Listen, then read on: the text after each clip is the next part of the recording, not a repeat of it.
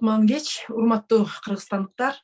Бүгүн дагы биздин эфирде маанилүү, элибиз үчүн маанилүү бир багытты алдык. Күндө камоолорду, башка маселелерди талкуулап атып, жок эртеңки келечекте маанилүү маселелер калып калды деп, бүгүн мындай жай отуруп сүйлөшө турган, келечекти чечүүгө маанилүү, өтө маанилүү орду бар маселени талкуулайлык дедик. Бул билим берүү тармагы. Бүгүнкү биздин коногубуз саясатчы, кайдыгер эмес Кыргызстандын жараны Абакеров Элдар Курманбекович. Саламатсыңарбы? Элдар Курманбекович, айта турган нерсе үмүт чоң. Себеби Элдар мырза өзү жогорку кеңештеги фракциясы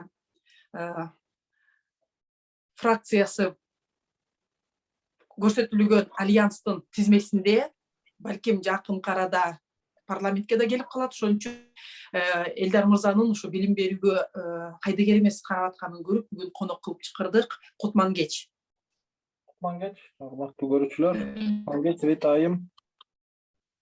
Биринчи суроолордо мындай болуп атат да. Өткөн жумада биздин балдарыбыз окуу жылын аяктап, анан ушу акыркы коңгуроодо бир сузактык, жакшы мыкты жигит сонун айтып кетти. Элдерге түшүндүрүп тамаша, но бирок мындай орой тамаша да. Андай тамашадан кийин мындай тушуктанары чыккан мындай орой тамашаларды пранк деп коет. Анан ал пранк болчу деп эртеси күнү чыкты. Макул, биз ишенип коелук, ал тамаша иретинде айтылды деп. Но бирок анын сөзүндө бир жана улуу сөз бар эмеспи? Ар бир тамашанын ичинде кичинекей бир тамашасы бар, калгандын баары чындык болот дегендей. Мен үчүн анын сөзү жүрөгүнөн чыккан, мындай калың сөздөй эле көрүндү. Анткени себеби көп эле жаштар, биздин мундагы кишилер деле ал жигит менен кандай бир иретте макул болду да. Анан сиздин оюңузда, Элдар мырза, бүгүнкү күндө сиз сырткы билим берүүнүн абалы менен кандай көрөсүз? Балдарыңызды каалаган мектепке берип, каалаган мектепте ушу жеткиликтүү бала өзүнүн жолун таап кете тургандай жеткиликтүү деңгээлде билим берүүгө, билим алууга мүмкүнчүлүк барбы? Бир сыйра ушул өзүңүздүн бүгүнкү күндөгү абалга баарыңызды берип кетсеңиз. Жигит негизги бир эки эле нерсени айтты сөзүндөчү. Бүгүнкү билим, Кыргызстандагы билим бүгүнкү заманга жооп бербейт деп айтты да. Биз Google'дан көрө алган нерселерди мугалимдер бизге айтып, жаттатып атат депчи. Бул бир нерсени айтты. Анан экинчисин, мугалимдердин ошол жерде баскан турганын айтты. Ичкенин, чеккенин, анан бизди ичпе, чекпегиле дейт. Ал туура эмес депчи. Абал бизде билим берүү тармагында чындыгында оор. Анткени жакында эле KG Analytics деген жакшы изилдөө жүргүзгөн. Ошол изилдөөдө так көрсөтүп атат. Ошол эле Казакстан, Россия, Эстонияга караганда бизде адам жашоодо өзүнүн бир 100%дан 58% эле мындай мүмкүнчүлүктөрүн ишке ашыра алат депчи. Дараметинен баарыбыз эле адамбыз, баарыбыз эле үйрөнө алабыз көп нерсени, бирок бизде билим берүү тармагы бүгүнкү заманга жооп бербеген үчүн, система эски боюнча калган үчүн, чындыгында биз заманга төп келген билимдүү инсандарды чыгара албай атабыз тилекке каршы. 4 эсе, 5 эсе аз бизде продуктивность деп коет. Человеческая продуктивность, то есть адам бир ай иштейт, ошо бир айда канча иш кылып, канча киреше көрөт деген. Ошол бир көрсөткүч бар. Андан тышкары жанагы 2009-жылы жана PISA-нын рейтинги боюнча биз ушул 65 өлкөдөн, по-моему, 65-нчи болуп калдыкпы? Өтө да уят көрүнүш болду. Анан менин деле келинчегим 10 жылдан ашык математика мугалими. Ал деле айтат, жылдан жылга окуган балдардын билими начарлап атат. Өзгөчө ошо математика боюнча депчи. Кыскасы, ал көрсөткүчтөр көбүбүзгө эле белгилүү да, тегеректи карасак эле түшүнүктүү болот. Ошондуктан бул заманга жараша билим берүү системасын өзгөртүш керек. Анан мен экономист катары айта алам. Биринчи промышленный революция деген бар, экинчи бар, үчүнчү бар, төртүнчү бар. Биз азыр төртүнчү революция заманында жашап атабыз да, промышленный революция деп коет.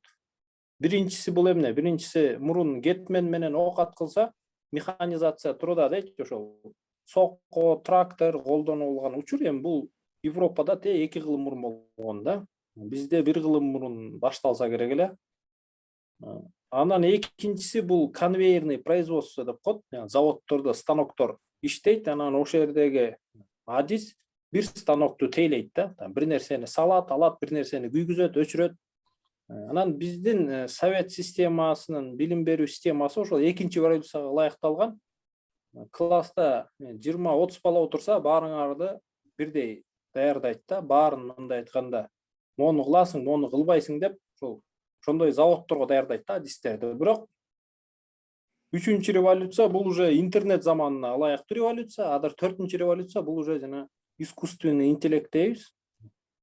Бул ушул цифровизация дейбиз, ошол азыркы заманга төп келген креативдүү замандын учуру да. Эгер биз заманга төп келген адистерди тарбиялап мектептерден өстүрө албасак, анда биз мындай айтканда жана туземец, илгерки бир артта калып калган элдердин арасына кошулуп калабыз да.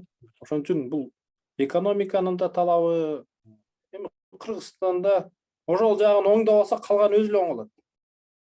Мындай маселеде пандемия учурунда көп мугалимдердин көбү, мен өзүм ошол тармакта иштеп калгам, өздөрү ошо заманбап даже телефон менен онлайн сабак бермек тургай, кантип зумга кирем, кантип онлайнды кылам деген аябай көп мугалимдер, окуучулары мугалим болуп калган кез болду да. Окуучулары келип настройка кылып, эжеке минтип саясыңар, анан минтип киресиңер депчи. Ошондо бүгүнкү күн ошо инновациялык дегенде ар бир мугалим өзүнүн сабагы менен бирге дагы мындай технологияларга жакын бир нерсе билиш керекпи, же маселе башкадабы? Маселе Кыргызстанда мына 2,5 миңге жакын мектеп бар да. Кечээ дагы билим берүү министрлигинин конференциясында сөз болду. 2333 мектеп деди. Мамлекеттик, андан тышкары жеке мектептер бар, бир 100дөн ашык, 200гө жакын. 2,5 миңге жакын мектеп бар да Кыргызстанда. Анан баары бирдей билим бериш кажет эмес да. Мүмкүн кайсы бир мектеп күчтүү тил билгендерди чыгарат. Мүмкүн бирөөлөр химиктерди, бирөөлөр математиктерди, бирөөлөр айтишник, бирөөлөр дизайнерлерди, анан баарын бир стандартка такап эле, кыйнап эле, көзөмөлдөп эле. Эми көзөмөл бар жерде коррупция бар да, көзөмөл бар жерде тоскоолдук бар, тоскоолдук бар жерде коррупция бар. Биз өзүбүздү өзүбүз көзөмөлдөгөн система керек. Негизги көйгөй азыркы билим берүү мыйзамы боюнча аккредитация деген бар. Лицензия берилет, жеке мектептерге, ошол кезде мамлекеттик мектептерге берилбейт. Аккредитация боюнча мен кызыгып 2-3 директорге чалып көрдүм, мындай мектептердин директоруначы тааныш. Кандайсыздар, аккредитация бул эмне, кандай болот десем, эми айтат, ошо 3 жыл, 5 жылда бир келет. Эмнени текшерет десем, эми мындай айтканда инвентаризация сыяктуу дейт. Канча китеп бар, канча парта бар, сырдалганбы, эми жалпысынан зыяны деле жок дейт, бирок пайдасы деле жок дейт. Анан экинчиден бул бир 30 миң-50 миң сомго такалат дейт акырычы. Аудитор келгенде 30 миң, 50 миң бересиң дейт. Ошо менен кетишет дейт. Кээ бирде мугалимдер билбей де калышат экен аккредитация болгон. Анткени келип эле акчасын алып кетип калгандар учурлар болот экен да. То есть ал мындай билим берүү сапатына эч бир тиешеси жок нерсе да. Биз ошол эле кезде балдардын билимин текшербейбиз. Например, бир завод ушундай бир нерсе чыгарса, биз текшеребиз да. Бул эмне? Бул мондай ачылыш керек экен, мондай пыш-пыш деш керек экен, анан монусунан эчтеке акпаш керек экен деп, кандайдыр бир 5-6 сапаты бар, ошонун сапатын текшеребиз. Ушул жакшы чыгарса, анда бул нерсе конкуренттүү болуп, базардан өзүнүн ордун таап, атаандаш болуп, сатылып, анан завод иштей берет да, токтобойт. Мектептин продукты эмне? Ошол баланын билими да. Биз баланын билимин текшербей эле имаратты текшерип коет экенбиз. Анан мугалимдер 10 сабак өтүптүр, все, молодец деп анан жакшы иштеп атат деп. Бирок ошол жерде окуп аткан бала кайсы компетенцияларга ээ болду, жок дегенде ошо ОРТден канча балл алдыга жараша мектепке даже баа бербейбиз да. Бул мектеп жакшы мектеп, бул мектеп жаман мектеп, бул мектептин директори коллектив иштей албай атат, буларды кетириш керек, буларды молодец, макташ керек, бонус бериш керек деген система тилекке каршы жок. Анда келгиле ушул суроолордун тегерегинде бир сүйлөшө кетелик. Жакында ушундай бир жыйын болду. Азыр өзүңөр билесиңер, ушу билим берүү жөнүндөгү мыйзам каралып, ал жерде жарандык коомдор аябай талкуулап, өзүнүн кызыктуу беренелерине алдыга сүйрөй турган нормаларды киргизип кетебиз деп атышат. Анан ошол жерде мындай сөз чыкты да, сиз айткандай бир жагы айтат да, силерге эмне кереги бар бул аккредитациянын? Аккредитация менен эмне чечилмегиле десе, бир тарабы өтө мектепке чейинки дошкольное образование, билим берүү, мектепке чейинки билим берүүгө аябай катуу текшерүү керек. Ал жерге биз эң баалуу болгон балдарыбызды берип атабыз. Балким педофилдер бала бакчаны ачып алат. Балким тамагы туура эмес болуп калат. Жөн эле көзөмөлдү ушундай катуу жасаш керек деп ушундай тызылдагандар да болду да. Анан ушинтип ойлондум да, сиздин жеке оюңуздар ушу педофилден аккредитация кантип сактап кала алат, же тамактан уланып кетүүдөн, же мисалы үчүн бүгүн бир бала бакчадан өрт чыкты деп жаңылыктардан берип атат, канчалык бала бакча экенин билбейм, но бирок жазып атканына карата. Ошондой маселелерден чын эле баягы эң баалуу биздики бала да, анан кантип ошондон сактап кала алабы жанагы аккредитация деген нерсе? Же сактап калыш үчүн кандай ыкмалар керек? Мен айттым да, ишенбесе, мына бизди угуп аткан ар бир кишиби, могу парламентте 90 депутат бар, мейли бийликтегилер бар. Кызыкса өзүнүн тааныш мектебине чалып көрсүн. Аккредитация деген эмне деп директордон сураса, мен айтканды эле айтып берет. 30-40 миң сом маселеси, ал эчтеке деле чечпейт депчи ал аккредитация. Келет, кетет, болду. То есть демек, анын мындай эч сапатка чечеси жок нерсе да. Мисалы үчүн мырза, мындай маселе болсочу, айтып бериңиз. Баланын мектепте же бала бакчадагы абалын эми ата-энеден жакшы эч ким билбейт. Кандай настроение менен барды, кандай настроение менен келди, ошого жараша эми ата-эне эки суроо менен эле билип коет. Мектепте эмне болду? Жакшысыңбы балам? Деп эле, эгер ата-эне бир бала бакчаны, бир мектепти билбейм, 100 ата-энеден 2, 3, 5 ата-эне жамандаса, мүмкүн бул адамдык фактор. Бирок 20-30 ата-эне жамандаса, значит бул мектеп жаман да, чындыгындачы. Аны эч бир аккредитация чече албайт. Аны ата-эненин эле мындай айтканда ой пикири, фидбеки ошол текшере алат да. Демек, биз ата-энеге эле ишенип, азыркы билим берүү мыйзамын ошого көп келишибиз керек да. То есть ата-эне чечиш керек, кайсы мектепке же бала бакчага баласын апарат. Ал мүмкүн мамлекеттик мектеп болушу мүмкүн, мүмкүн жеке мектеп болушу мүмкүн. Бирок эң негизгиси бизде конституцияда айтылганда, ар бир балага акысыз билимди мамлекет бергенге милдеттүү деген. Бул жекеби, мамлекеттик мааниси жок. Ар бир бала билим алыш керек. Демек, ата-эне каалаган мектепке апарып, мамлекет ошого тиешелүү каражатты ал балага бөлүп бериш керек. Аябай жакшы темага келдик, каражат деген. Мисалы үчүн, азыр мыйзам боюнча жакында эле кабыл алышты, аны да парламенттен. 18 би 19 мамлекеттик мекеме, учреждение ушул мектептерди, башка ишкерлерди теңдегенге мүмкүнчүлүк ачылыптыр да, ишкерлерди дагы, мектептерди дагы, анын ичине өрт өчүрө турган санэпидемстанция, лицензирование, ушундай аябай перечень узун экен да. Анан мен өзүм ушу департаментте директор болуп турганда, окуу жайыңардын чатырын кандай бир атайын нерсеси бар экен да, өрткө жакындатпаган, ошону менен бойойсуңар дейт экен да. Ал баягы квадратурасы чоң болгон үчүн бир 200-300 миң сомго чейин болот экен. Но бул бюджеттик мекеме болгондон кийин бюджеттен айлык эле берилет. балдардын стипендиясы берилет, мына башталгыч кесиптик билим берүүдө. Анан тамак ашын төлөйт. Андан башка бир тыйын акча келбейт дагы. Анан жыл сайын ошол санэпидемстанция жана пожарниктер келет дагы, канакей сенин чатырың боелгону деп айып пул салып кетишет да. Бир 20-30 миң сом айып пул салып кетет. Жетекчилер айтат, төлөп берелик дейбиз, но анда 300-400 ба, чоң болсо 500 миңге чейин чыгып кетет экен.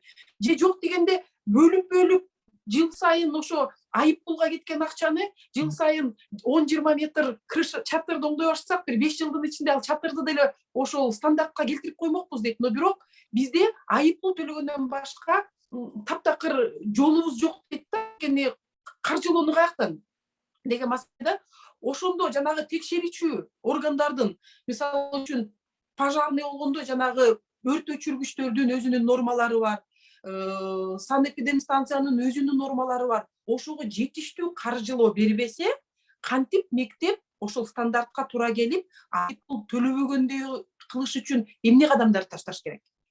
Эми мамлекеттик мекемелер жөнүндө айтсак, ошол эле мектеп жана сиз айткан профтех ар кандай билим берүү борборлору аккредитация чындыгында бул директорду текшербейсиң да. Мамлекет ошол мектепке жетиштүү акча бөлүп атабы деген нерсени текшерип атат чындыгында айтканда. Эми канча китеп бар, канча парта бар, ошол сиз айткан тактайлар жана противопожарный средства менен боелду, боелгон жокпу? Ал бюджеттен акча бөлүнсө кылынат, бөлүнбөсө кылынбайт. Демек, аккредитациянын ал жагынан эч логикасы жок. Директор жөнөкөй эле айтып койсо болот. Канча акча бөлдүңөр, ошого жараша иш кылдым, башка акча жок деп койсо, иштеке дей албайт. Эми ал директор ал өзүнүн чөнтөгүнөн акча алып чыкпаш керек да. Анда ал уже коррупция болуп кетип атпайбы? Демек, аккредитациянын эч мааниси жок ал жагынанчы. Ал жерде аккредитацияда Минфин жана Министерство образования өзүн-өзү текшерип атат. Акча бөлүп атабы же бөлбөй атабы? Бүтүн ал жагынан аккредитациянын ордуна биз балдардын билимин текшеришибиз керек. Болду. Ошол. Например, чекпоинт деген система бар Британияда. 5-класс, 8-класс, 11-класста мындай балдарды кыйнабай эле окуу алдында эле аккуратно тест алып коюшат. Ал онлайн болот, системага кетип калат, мындай айтканда көз карандысыз. И системадан уже билип калышат. Бул баланын ошол предмет боюнча канчалык жетишкендиги бар. Анан ошого жараша мугалимге да баа берип коюшат, мектепке да баа берип коюшат. Болду. Ал мындай аккуратно эле кылынат. Биз деле ошол системаны киргизип койсок болот. Британский чекпоинт деген система бизди көргөндөр жаттап алсын. Ошол системаны киргизсек, ошондо биз кыйла эле билим берүүнүн деңгээлин билип калмакпыз.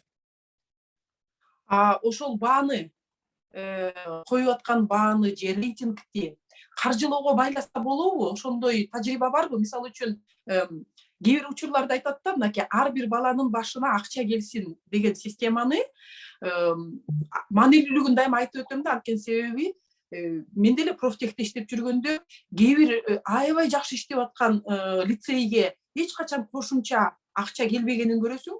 Кээ бир лицейлерде ушундай аябай имаратында оңдоп алганга дагы, унаа сатып алганга дагы ушундай акча бере беришет да. Ошондо баягы мындай тандалма подходтой болуп көрүнүп калат да.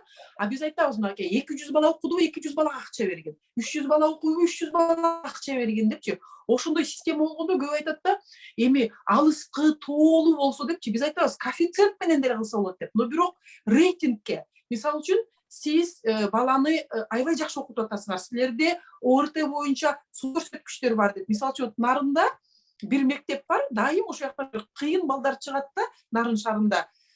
Ошондой мектеп боло турган болсо, дагы жана мотивационный коэффициент кошуп бере турган системаны биз ойлоп чыгып ишке ашырганга эмне тоскоол болуп атат бүгүнкү күндө? Чындыгында мен деле бул тармакты изилдеп, азыр толук цифраларды ала албай койдум да. Кайсы мектепке канча акча бөлүнөт, эмне принцип менен бөлүнөт.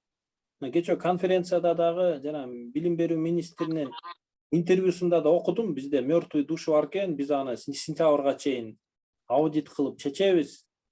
Эми мындай кереги жок нерсеге энергияны, убакытты кетирип атат. Бизде конституцияда так жазылды. Ар бир балага мамлекет акысыз мектеп билим бергенге милдеттүү деп турат. Демек, бизде жылына 43 миллиард сом деди, 50 миллиард сомго чейин акча бөлүнөт, по-моему 22-жылы. ошол бизде Кыргызстанда 6дан ошол мүмкүн 17 жашка чейин канча бала болсо 1,5 миллионго жакын бала бар. Ошонун санына бөлүп эле ошо баланын мындай виртуалдык счетуна акчаны байлап коюш керек. Буга билим берүү деле кереги жок министрлик, буга каржы министрлиги автоматикалык түрдө бул системаны кылып койсо болот. Анан кайсы мектепке барып катталса бул бала, айылдагы мектеппи, шаардагы мектеппи, жеке мектеппи, ошол каржы автоматикалык түрдө ошо мектепке барыш керек. Ошого жараша мектептин бюджети болот. Ошондо бизде атаандаштык болот шаарлардачы. Шаарда мына 100дөн ашык мектеп бар, 150гө жакын мектеп бар. Ошолордун арасында атаандаш болот. Мага акча келиш үчүн мен ошол баланы өзүмө чакырышым керек. Чакырыш үчүн мен сапат беришим керек.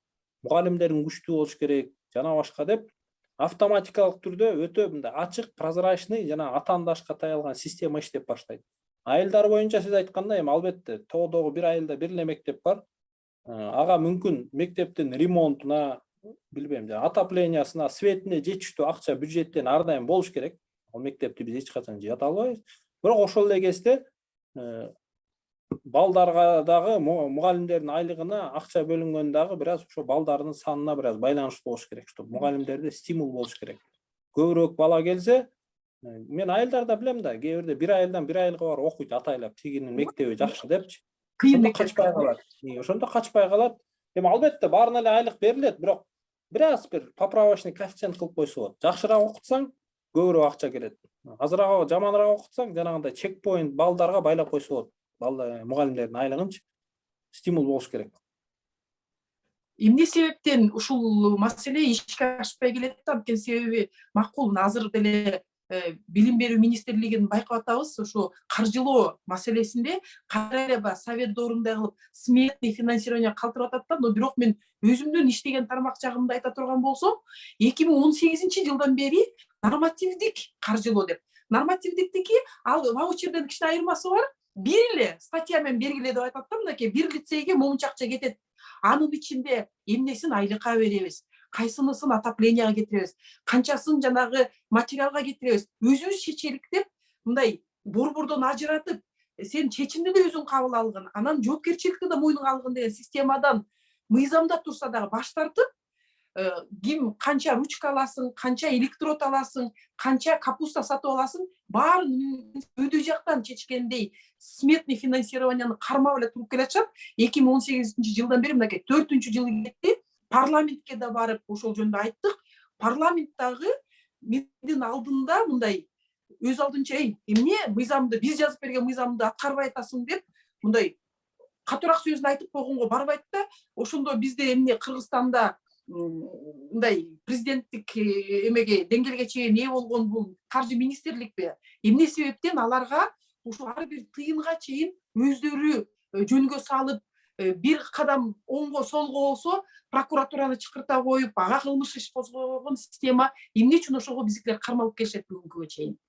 Бул советтик доордон калса керек. Мындай ишеним жок да. Анан жанагындай сөз бар эмес беле орустарда, дурная голова ногам букам покою не дает депчи. Бишкекте отуруп алып, 2,5 миң мектепте Кыргызстанда эмне болуп атканын сен билбейсиң. Кайсы жердин терезеси жакшы жаман, алдында мүмкүн тротуары жазалганбы, жазалган эмеспи, сырдалганбы, сен эмне кыласың аны билип. Ал ошол жерде директор 5 колдой билет эмне болуп атканынчы. Мүмкүн быйыл акчасын көбүрөөк ремонтко жумшайт, эмдиги жылы акчасын көбүрөөк китепке жумшайт. Бирок ошол жерде окуп аткан балдардын билими жакшы болсо, биз жана алда айтканда система аркылуу эмне кереги бар, ага барып биригишип, текшерип, прокурорлорго айлык төлөп ошону барып текшериш үчүн. Ал ошол жерде 500 же 1000 баланы жакшы окутуп атабы, билими сонунбу? Ата-энелер мындай жалоба жазган жокпу, суук же кир депчи. Значит, баары сонун. Зачем ага барып текшерип? Биз баланын билимин эле, анан ата-эненин жана реакциясын, фидбегин гана текшеришибиз керек болду. Андан ашык эчтеке кереги жок, менин оюмчачы. Ал бир кереги жок нерсеге акча коротуп, албетте мугалимдин айлыгы берилиш керек. Жанагындай айтканда мектеп муздак болбош керек, жарык болуш керек. Ал негиздүү нерселерге акча бөлүнүш керек. Калган директор муктаждыкка жараса жылдан жылга, күндөн күнгө өзү чечиш керек. Ал жана эме деп коет. финансовый эркиндик. Элдар мырза, балким баягы биз деле шектенип отура берелик эме деп ишенбейчи. Балким бул мамлекеттик сатып алуу коррупцияга байланышкандыр. Анткени себеби мен дагы ошо көп учурларда сүйлөшсөм айтат да, тетиги китепканага кирип көргүлөчү. Баланча деген китепти канча миң кылып заказ беришкен, борбордоштуруп сатып алуу кылышкан, ага акча короткон. А биз даже колдонбой эле жөн эле жатат. Баарына таратып берген, ушул китеп менен окутасыңар деп. Ал колдонулбай эле жатат дейт да. Ошо баарына ушул китеп менен окутасың деген система деги эле мындай акыл эске сыябы же бул деген жанагы эле ушул китептин жасаткандын аркасынан кичине болсо да өзүмө бир нерсе өткөндө министр менен сүйлөштүм да, министр деле айтат, мен үчүн Эстониянын билим берүү системасы мындай эталон катары карасак болот, сонун жагат деди. Анан жакса эмне үчүн биз анын жакшы жерлерин өздөштүрбөй атабыз деп суроо берсем, ошо толук детальдарын мындай кызыгып изилдеп көрө элекпи, билбейм. Бирок ошол жерде мындай бар да, мамлекеттик стандарт деген бар, ошол ар бир сабак боюнча, математика боюнча, химия, биология, мына мону билиш керек. Андан сырткары уже мугалим өзү чечиш керек. Балдардын жөндөмүнө жараша мүмкүн 20-30% чейин кошумча материал, кошумча китеп, бир нерсени алып коюп, кошуп коюп, баланын шыгына жараша, өзүнүн талантына жараша биз ошол нерсени колдоно албай атабыз. Анан бизде дагы мамлекеттик жана мектептердин китептерин толугу менен билим берүү министрлиги заказ кылат. Хотя көптөгөн өлкөлөрдө, Эстонияда деле каалаган типографиядан бастырып алсаң болот. Болгону ошо стандартка туура келиш керек материалдар. Ошол нерсени биз эмне кыла албай атабыз, билбейм. Анткени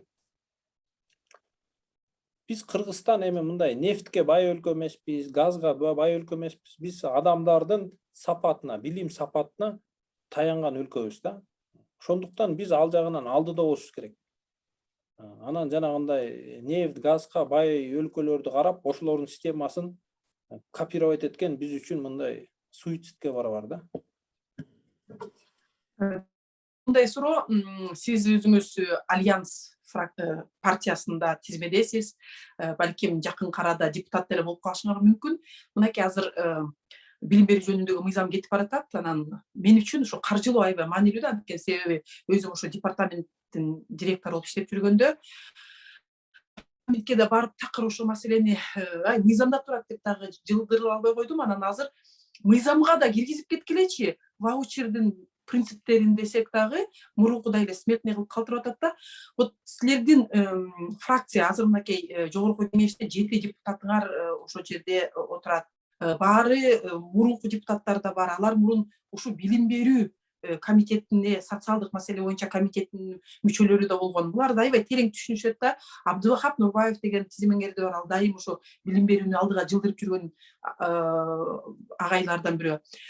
Кантип бүгүнкү күндө биз баарыбыз биргелешип, силердин фракция баш болуп, ошол азыркы кабыл ала турган мыйзамга мындай инновациялык нерсени киргизе кетебиз. Анткени себеби жакында эле ошо жолугуш болгондо билим берүүнүн министрликтин өкүлдөрү каржылоо маселеси ал жанагы бюджеттик кодекс менен чечилет экен деп коюшат да.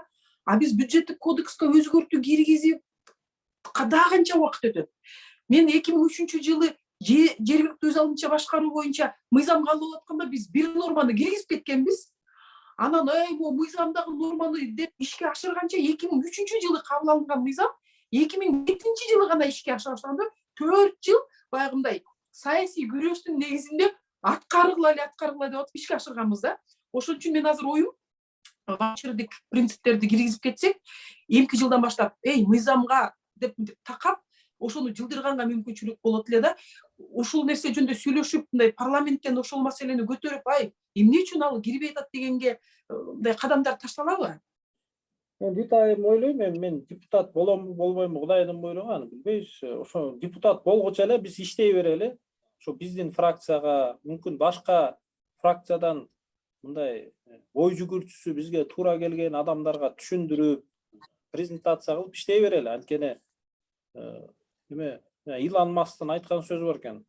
Ракетаны Марска учуруш жеңил, билим берүү системасын алмаштырганга караганда депчи. Ошон үчүн бул оңой нерсе эмес, элге түшүндүрүшүбүз керек.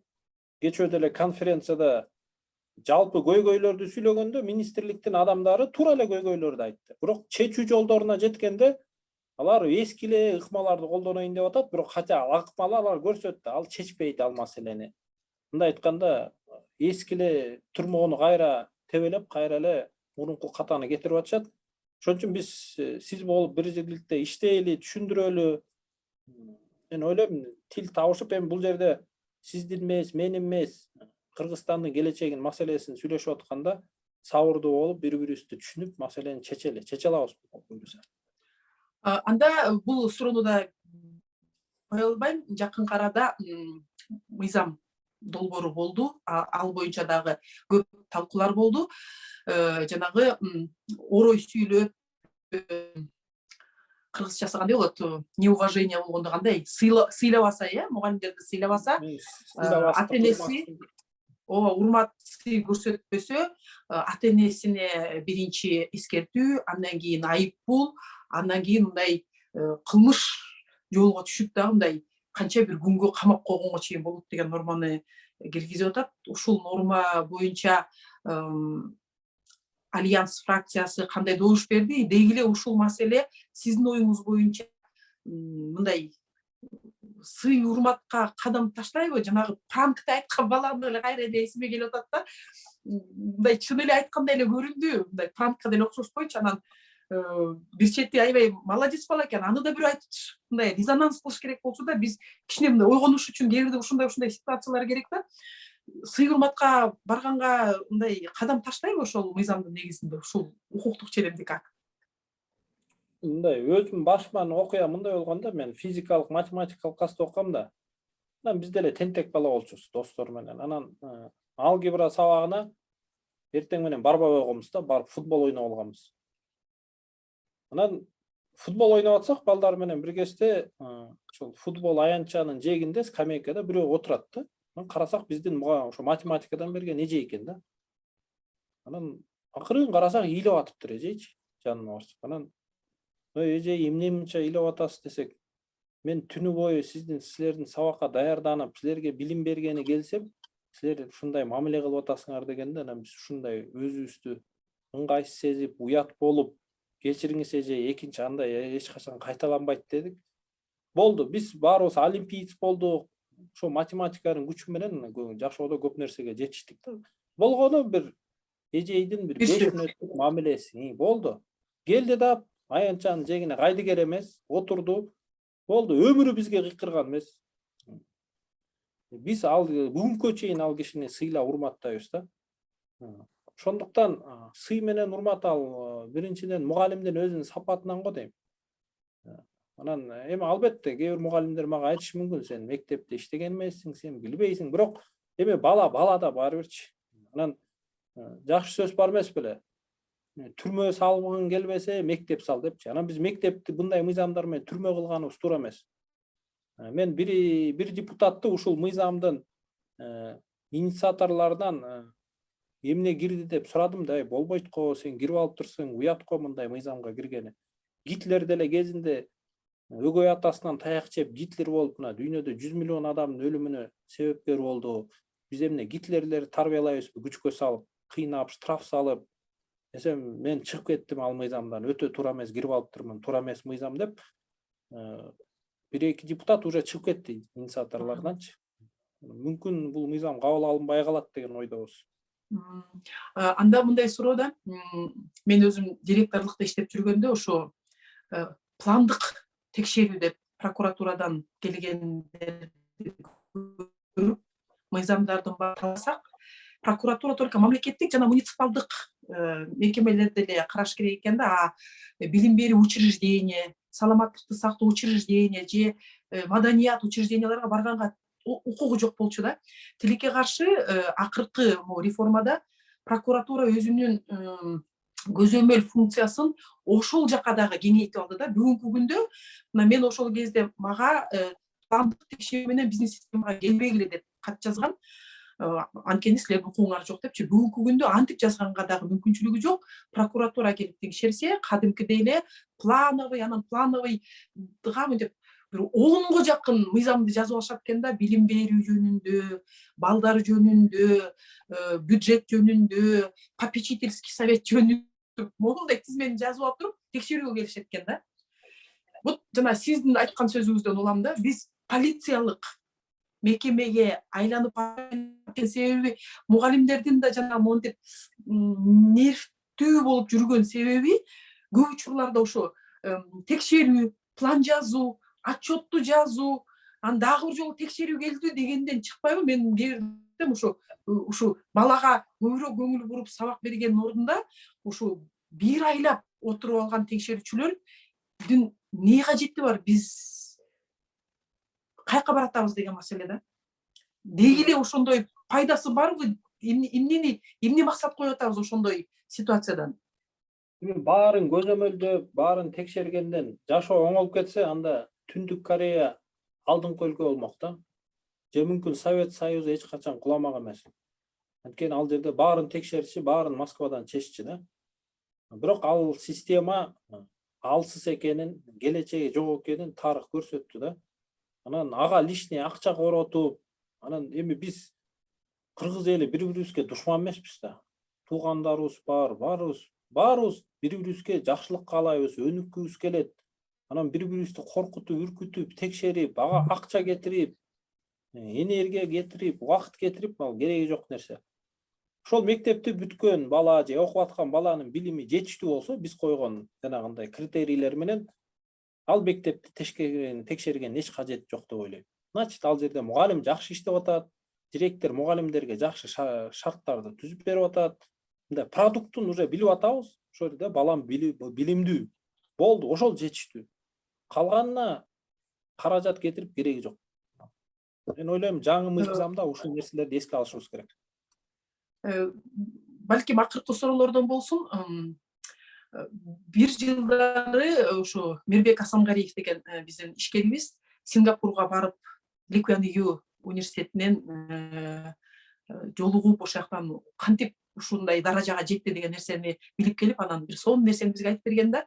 Алар айтыптыр да, бала чоң киши болуп калганы ал тетиги бала бакча, үч кичинекей кезинен депчи.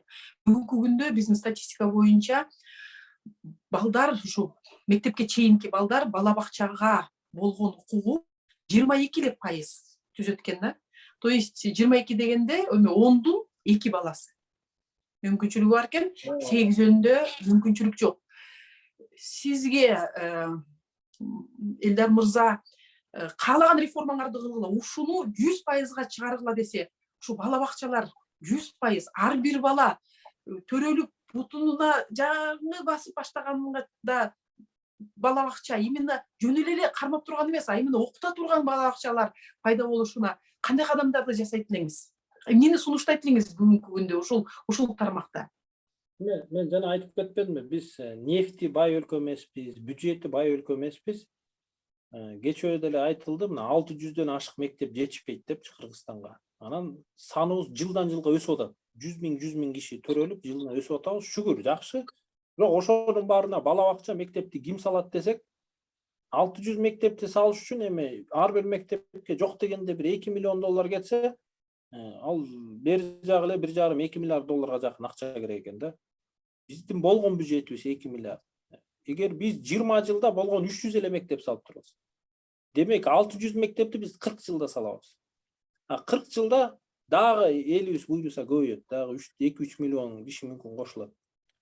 Демек, бул мектеп. Садик жөнүндө айтсак, садикти, ар бир садикти салыш дагы бир жок дегенде 500 миң доллар, миллион долларга акча кетет. Сиз айтканга жанагындай канча садик керек болуп калат, көп эле садик керек болуп калат. Мүмкүн 1000 садик керек болуп калат. Аны биз каражатын эч качан бөлүп бере албайбыз, бюджеттен эч качан сала албайбыз. Демек, жеке ишкерлер садик салам дегендерге бизде бала төрөлүп атса спрос бар. Спрос бар жерде предложение болот, ишкерлер өздөрү эле салат. Анан ишкерлерди кыйнабай эле Казакстанга окшоп лицензияны алып салыш керек. Бала бакчаларга потологуң 3 метрби же канча метр деп текшерип отурбай, анан жанагындай уведомительный порядок деп коет, жөн эле бала бакча жазыш керек. Мен бала бакча ачтым, кабарыңыз болуңуз деп. Анан эгер ата-энелерден көп жалаба түшө баштаса, анда демек ал жаман бала бакча, анда жабыш керек. Бирок ачылып атканда башынан эле аны кылмышкер катары көрүп, текшерип, ал коррупцияга айланып, итак эле 10 баланын 8-өсү бала бакчага барайын десе, бала бакча жок болгондуктан ага убакыт кетирип кереги жок. Ошон үчүн ал жагынан биз жок дегенде Казакстандын жолуна түшүп, уведомительный порядокко өтүп, ошол системага отурушубуз керек. Болбосо биз бул маселени мамлекет чече албайт эч качан. Значит, ар бир бизнесменге тескеринче балким буну социалдык ишмердүүлүк деп поощрять этип, ошондой нерсени жасасаң, мамлекет сага мындай жеңилдиктерди берет деп тескеринче мотивация кылыш керек турбайбы? Ваучер системасын бала бакчага да киргизип салыш керек. Ар бир кичинекей балага бюджеттен акча бөлүнсө, эми мектептегидей болбосо да бөлүнсө, ошондо ишкерлерге дагы стимул болот. Көбүрөөк жакшы бала бакча салгангачы. Ооба, жакында эле ушу балыкчы шаарынан бирөө айтты, бала бакчасы мисалы үчүн даже бир балага 500 сомдон бөлүнсө дагы, мамлекеттен 500 келип турса, ата-эненин чөнтөгүнөн дагы 1000 сом чыгып турса, 1,5 миңге уже жеке бала бакчалар уюштурулуп баштамак деген сөздү айтты. Мен да сизге кошулам, бул абдан жакшы кадамдардан болмок экен. Тилекке каршы эмнегедир ошо ваучер деген сөздү да колдонгусу келишпейт. Жалпысынан бүгүнкү күндө билим берүүдө жасай турган иштерибиз абдан көп. Элдар мырза, сиз келип орчундуу маселелерди көтөрүп кеткениңизге чоң рахмат. Жалпысынан урматтуу кыргызстандыктар, билим берүү жөнүндө мыйзам келатат. Эң маанилүү маселелер бул окутуу эркиндиги, академический свобода, финансылык эркиндик, мынакей сага бала башына мынча акча, өзүң бил кантип чечесиң. Анан эң негизгиси балдардын чыгып атканда, башталгычты бүтүп атканда, 5-класстан, орто мектепти бүтүп атканда, анан аяктап атканда кандай жетишкендикке жетти дегенди өлчөп алыш керек деген эң негизги орчундуу маселелерди Элдар мырза айтып кетти. Сизге чоң рахмат. Мындан кийин дагы ушундай маселелерди талкуулап, элдерге кичине болсо дагы баягы бүгүнкү күндө кайсы кадам маанилүү дегенди айтып туралык, бизди колдоп, алар дагы бизге да бала бакча керек, бизге да ушундай эркиндиктерди бергиле, ваучер киргизиле деп талап кылып турса, мен ойлойм, биздин бийликтегилер дагы кой азыр мыйзамга киргизип кетпесек, дагы канча убакыт жоготобуз деп, балким мыйзамга киргизип алабыз. Сизге чоң рахмат. Бар болуңуз. Сиздер жакшы. Рахмат.